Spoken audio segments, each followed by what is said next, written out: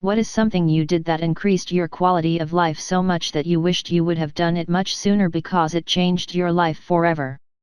This is one of the hardest things to do when you're in too deep in your mental illness.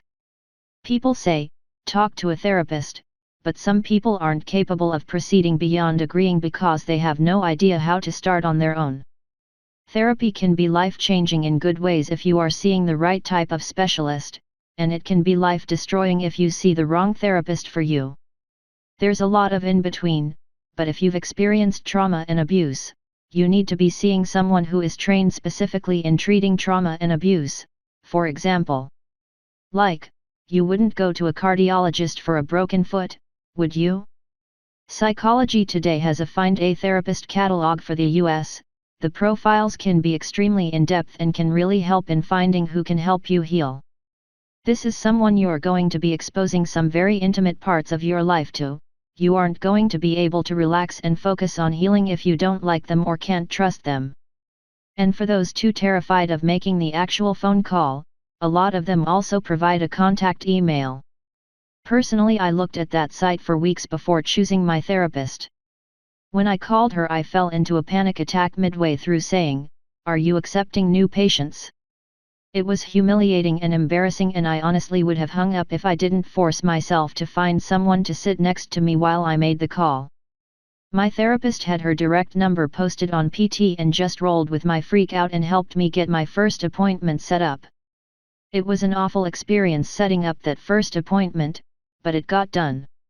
I figured that I'm going to be paying this person to see the literal worst parts of myself and to help me fix them. They're brain mechanics. A mechanic can't fix your car if they can't see the engine. Similar logic applies here, but still it was nearly impossible to get started. It took 6 weeks before I stopped crying through most of my appointments. It takes a month or two to get through the initial crisis management and introductory phase. I almost stopped going every week for those first few weeks, and things started getting better. It got easier to go, and then it started getting easier to do other things, too. To be totally honest, I've barely noticed a shitload of the progress I've made. That doesn't mean that everyone around me isn't noticing it. It's a long process, but worth every penny if you are seeing the right person for what's going on in your head. I know this probably sounds like a promotion or something, but fuck it, it is. I legitimately would not be alive right now if I hadn't learned about Psychology Today's database, which I only know of from it being mentioned in passing on a podcast I was listening to. No one I know had any idea that it existed before I told them. Which is why I've poked out this long-ass post on my tiny phone. If one person learns about that site and uses it, the effort has been worth it.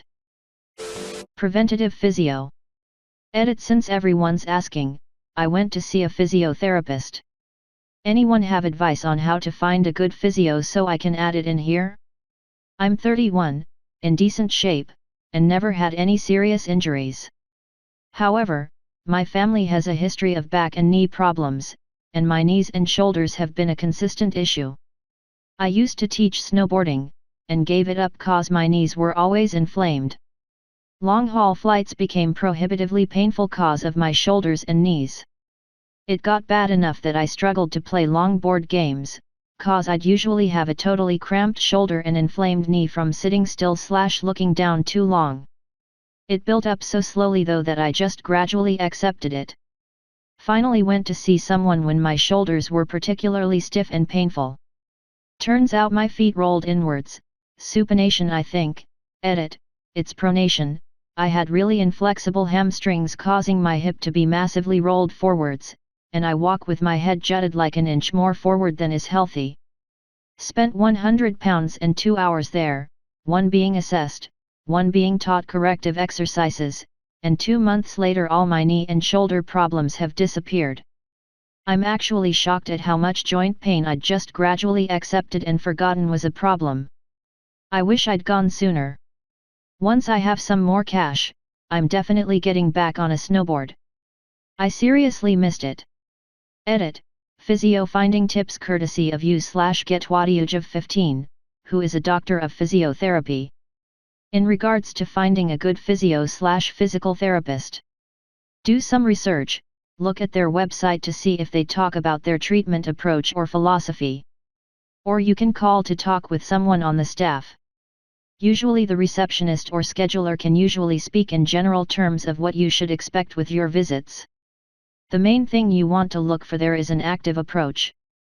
By active approach, I mean that you want someone to get you up and moving with corrective exercises, not just laying on a treatment table having the physio work on you, which would be a passive approach. If you have a physio that essentially does different types of deep tissue massage, they likely aren't going to be able to fix the root cause of your issues, though it can be helpful in the short term. Also ask to see how much time you get to see an actual physio. Some places will shuffle you around with other support staff such as aides or techs, and only get 5 to 10 minutes with an actual physio.